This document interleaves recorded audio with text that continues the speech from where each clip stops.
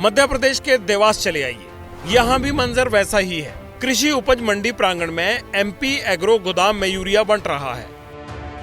खाद्य वितरण केंद्रों के बाहर किसानों की भीड़ लगी है। महिलाएं जमीन पर बैठी हैं और बुजुर्ग कतार में घंटों से खड़े हैं।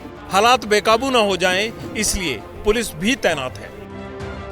खाद्य सेंटर के बाहर रेट लिस्ट लिखी है। यूरिया की एक बोरी 266 रुपए 50 पैसे की है। अब इनसे मिलिए, ये रमेश हैं। 20 किलोमीटर दूर से सस्ती खाद खरीदने आए हैं। लाइन में लगे 2 दिन हो गए, लेकिन खाद दुगने रेट पर मिल रही है, इसलिए सिस्टम से नाराज हैं। 500 रुपए में। हाँ। और यहाँ कितने मिल रही है? 267 में। तो वो ब्लैकमेल हो रही है। अब क्या मालूम, हमारे को ब्लैकमेल हो, हमारे को तो लेना नहीं।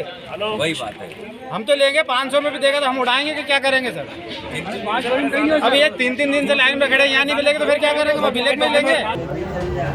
मजबूरी है, इसलिए किसानों को सस्ती खाद महंगे में खरीदनी पड़ रही है। ये गौरव पटियाल हैं, 8 दिन से लाइन में लगे हैं। 8 दिन बाद मेहनत रंग लाई और 8 बोरी यूरिया खरीदने में कामयाब रहे। अब सुकून में हैं, लेकिन नाराजगी सिस्टम के प्रति अब भी बरकरार है।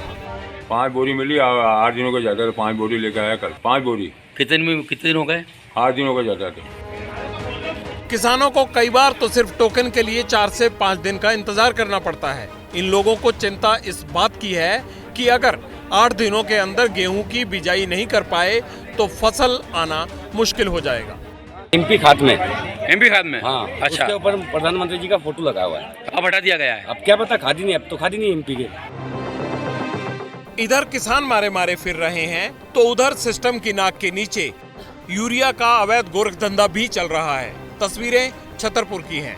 ओरछा थाना इलाके में हमा गांव में यूरिया के अवैध गोदाम पर छापा मारा गया। खाद की 60 बोरियां मिली, जिन्हें ब्लैक में बेचकर मुनाफा कमाया जाना था।